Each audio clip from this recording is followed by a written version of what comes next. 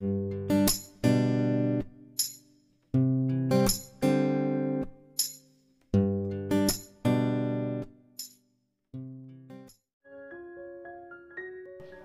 umaga po sa lahat ng nakikinig sa aking storya. Bago pong lahat, huwag niyo po sanang kalimutan na mag-subscribe sa aking channel para updated kayo sa lahat ng aking mga videos. Bakit kaya ganoon ang buhay? Kahit na nasa iyo na ang lahat, nang dahil sa makamundong pagnanasa ay nagkakasala. Tawagin na lamang po ako sa pangalang Rhea. Nais kong ibahagi sa inyo ang aking kwento na kung saan ang asawa ko ay nahuli ko na may kalaguyong iba. At yun ay ang katulong pa namin. Hindi ako galing sa mayamang pamilya. Ang buhay ko noon ay matatawag na isang kahig, isang tuka. Kapag hindi nagtrabaho ay walang kakainin. Marami akong natutunan dahil sa mga magulang ko. Isa na doon ang pag-aaral na hindi mananakaw ng kahit sino man. Kaya naman nag-aral ako mabuti at nagpursigi sa aking buhay dahil ito ang gusto ng aking mga magulang. Hanggang sa dumating na nga ang araw na ako ay nakapagtapos ng aking pag-aaral. Proud na proud ako nun sa sarili ko. Dahil kami ay mahirap, nakapagtapos ako ng pag-aaral. Napakasaya ko. Halos walang mapaglagyan ang kasiyahan ko noon. At nasabi ko sa sarili ko na finally, I made it. Dahil tinutukan ko ang aking pag-aaral, ay parang nalimutan ko na ang makapag-boyfriend. Hindi ko alam kung paano ang pakiramdam ng may boyfriend. Kaya't lagi akong tinutokso ng mga kaibigan ko. Dahil halos lahat sila ay may asawa na o kaya naman ay ikakasal na. Sa makatwid ay napag-iiwanan na nila ako. Kung hindi niyo po alam, marami naman ang mayroong gusto sa akin. Yun nga lang po ay hindi nagtatagal sapagkat hindi ko sila kayang paligayahin. Dahil dito ay nag-focus na lamang ako sa trabaho.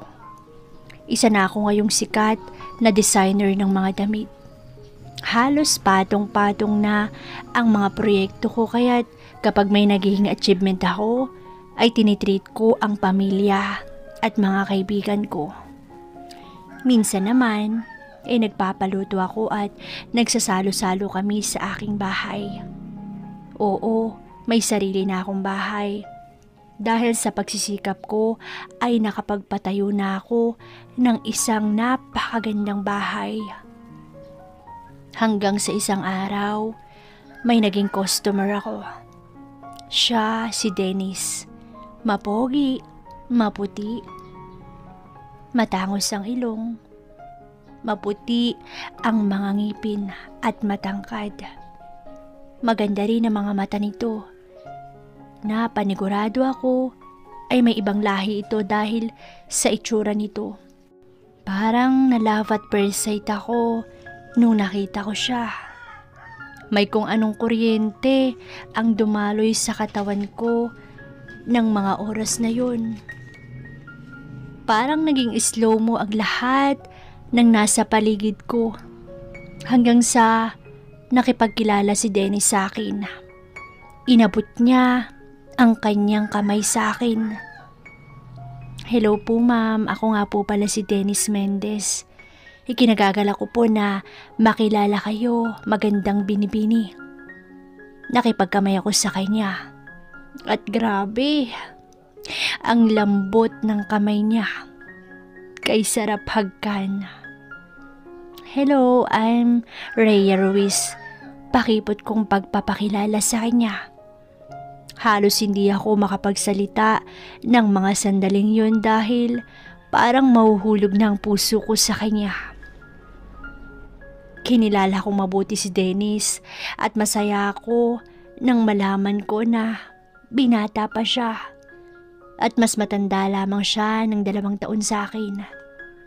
Nakapagtapos ito ng pag-aaral at sa opisina lamang ito nagtatrabaho. Nalaman ko din na mahilig itong kumanta.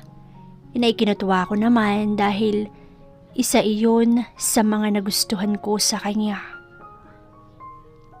Hanggang sa yayain niya akong lumabas. Niyaya niya ako na kumain sa labas at manood ng movie. At hindi nga nagtagal ay lalong nahulog ang puso ko sa kanya. At sa wakas, sa kauna-unahang pagkakataon ay nagkaroon ako ng nobyo. At siya ay si Dennis. Pagdating sa mga pagkain at mga kinahihiligan ay halos pareho kami ni Dennis. Kaya siguro na-link kami sa isa't isa. Alam ko na ang sweet ng istorya namin. Ngunit nakakalungkot dahil isa lamang ito sa mga magagandang alaala ko sa kanya. Dahil tumatanda na kami ni Dennis, ay napagdesisyonan na namin na magpakasal na kami. Masayang masaya ako nung araw na yon, pati na rin ang mga magulang namin dahil kami ang magkakatuluyan. Sa buhay mag-asawa ay hindi nawawala ang tampuhan at pag-aaway. Lahat ng yun ay napagdaanan namin pero nalagpasan namin ang lahat ng pagsubok na yun. Ngunit lingid sa aming kaalaman na pagkatapos ng pag-iisang dibdib namin ay doon pa lang namin malalaman ang totoong ugali ng isa't isa. At sa lahat ng mga yun ay patikim pa lamang pala sa amin. At ito ang pinakagrabe sa lahat. Dahil sa nakaipon na kami ng pera, ay nakapagpatayo na kami ng aming sariling bahay para sa bubuuin naming pamilya. Yung sariling bahay ko naman ay ibinigay ko na sa aking mga magulang. At nang matapos nang magawa ang aming bahay, ay lumipat na kami dun. Masayang masaya kami noong mga oras na yun dahil napakalaki at napakaganda ng bahay namin. Dahil parehas kaming may trabaho ay naging busy kami. Napagdesisyonan ko na manguha kami ng katulong na mag-i-stay in sa bahay. Isang katulong na dalaga at hindi nalalayo ang edad sa amin. Siguro mas matanda lang ako ng 1 taon sa kanya. Siya ang kinuha kong katulong dahil mahirap lamang ang kanilang buhay at gusto ko siyang matulungan para na rin makatulong siya sa pamilya niya. Hindi siya makapaghanap ng magandang trabaho dahil hindi naman siya nakapagtapos ng pag-aaral. Dati na din pala siyang pumasok bilang katulong ngunit mababa lamang daw ang pasahod sa kanya ng kanyang amo. At hindi yun sapat para mapakain niya ang kanyang pamilya. Kaya napagdesisyonan niya na mag-resign na lamang. At siya ay si Lori. Dennis, aalis nga pala ako mamaya ha. Ikaw na muna yung bahala dito sa bahay. Magpatulong ka na lang kay Lori kung may mga kailangan ka pa. Hindi naman malayo ang trabaho ko sa kumpanya ng asawa ko. Pinigilan niya na ako magtrabaho ngunit hindi ako pumayag dahil wala pa namang laman ang tiyan ko. Kaya pumayag naman siya dahil wala din naman akong gagawin dito sa bahay. Dahil sa sobrang busy ko sa trabaho at nagkaroon ng proyekto, ay minsan hindi ko na nakukuhang umuwi ng bahay at doon na lamang matulog sa opisina ko. Dahil ako ang nagde-design ng mga damit, ay halos minsan Hindi ko na nagagawang kumain at tawagan man lang ang asawa ko. Kailangan ko itong pagbutihan para hindi ako masira sa lahat ng mga customer ko. At dahil sa dagsa ang mga proyekto ko, nagpaalam ako sa asawa ko na dito na muna ako mag-i-stay sa opisina ko dahil isa pa ay kulang ang mga trabahador ko. At yun na nga, minsan na lamang ako makauwi sa bahay. Minsan ko na lamang maasikaso ang asawa ko. Parang nakakalimutan ko na siya. Kaya habang tumatagal ay lumalayo na ang loob niya sa akin. Kaya naman minsan nung nagkaoras ako ay niyaya ko siya na kumain kami sa labas. Love, sige na. Minsan lang naman ako magyaya lambing ko dito. Napasinghap si Dennis. O sige na nga, wika nito na para bang napipilitan pa. Sa isang mamahaling restaurant kami kumain. Mahilig din ako na bigyan siya ng regalo at isurpresa siya. Ngunit may isang bagay pala ako na hindi ko nalalaman. Enjoy po kayo ma'am and sir. Wika ng katulong namin na si Lori. Salamat Lori. Ikaw naman, huwag mo na akong tawaging sir. Hindi ka naman iba sa amin. Wika nito sa kasambahay namin. Ako naman ay hindi maiwasang mapansin na parang may kakaiba sa kanila. Na para bang close na sila. Kinalma ko na lamang yung sarili ko. Iniisip ko na lamang na dahil ito ang palagi niyang kasama sa bahay kaya malamang na magiging close sila. Dahil doon ay parang may inggit akong naramdaman dahil mas madalas pang makasama ng kasambahay namin yung asawa ko kaysa sa akin. Ngunit ganoon talaga ang buhay. Kailangan kong magtrabaho para sa amin, para sa pangailangan namin ng asawa ko. Pagkatapos namin kumain, ay umuwi na kami. At parang wala lang nangyari na hindi kami nag-usap ng asawa ko. Ang masakit pa doon, nung nakita niya yung kasambahay namin, ay tsaka lang siyang umiti ng pagkatamis-tamis. Malungkot ako na nahiga sa kama ko. Parang may mali akong nararamdaman. Habang asawa ko ay kasalukuyang naliligo. Nang matapos ito ay pumasok siya sa kwarto. Sobrang na-miss ko ang asawa ko. Miss na miss ko ang asawa ko. Lalambingin ko na sana siya pero ano ba? Wala ako sa mood. Pagod ako. Sabay talikod at saka umalis. No choice ako na matulog na lamang at doon ko naramdaman ang pagod ko. Ngunit lingid sa aking kaalaman na may nagaganap na palang milagro sa labas namin. Mahal na mahal ko ang asawa ko. Ngunit ang hirap tanggapin ng ginawa niya noong gabing yun. Dahil sa pag-iwas sa akin ng asawa ko, nag-isip ako ng paraan. Napapansin ko din kasi ang kakaibang kilos nila ng katulong namin. Madaming beses ko na silang nahuhuli na nagkakatitikan at palihim na nagngingitian. Oo, inaamin ko sa sarili ko na nakakaramdam na ako ng selos sa tuwing nahuhuli ko sila. Parang hindi ko yata kayang tanggapin na ipagpapalit ako ng asawa ko sa katulong namin. Kaya naman, nakaisip ako ng paraan na magpa-install ng CCTV sa lahat ng sulok ng bahay namin. Para malaman ko ang kutob ko at ang katotohanan na nangyayari kapag wala ako. Pasikreto ako nagpakabit ng CCTV nang minsang wala ang asawa ko at ang katulong namin. Pinagdarasal ko na sana mali ang kutob ko. Ang kutob ko na may namamagitan sa asawa ko at sa katulong namin. Mahal ko ang asawa ko. Mahal na mahal ko siya. Hindi ko kayang tanggapin kapag ginawa niya sa akin yon. 1 linggo ang nakalipas.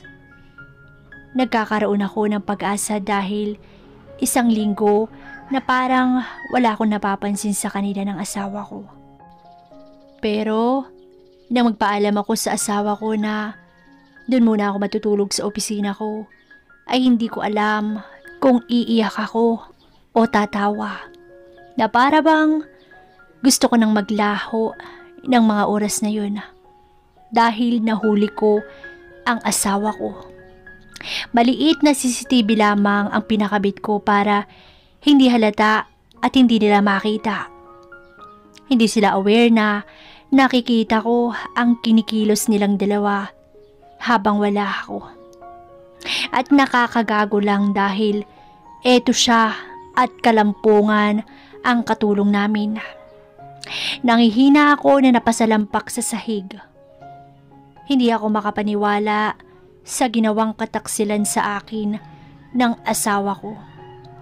Hindi ko akalain na magagawa niya yun.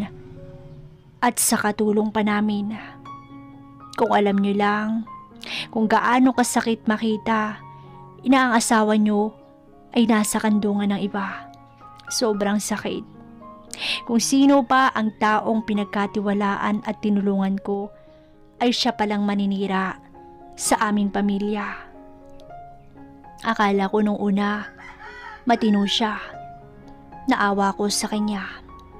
Ngunit nalaman ko na kaya pala siya nag-resign sa una niyang pinasukan na trabaho ay dahil nahuli din siya ng amo niya na nasa kandungan ng asawa nito. In short, Makati pala ito. Hindi na ako nag-aksaya pa ng oras dahil parang sasabog na ako sa mga oras na to. Pinakita ko ito sa asawa ko.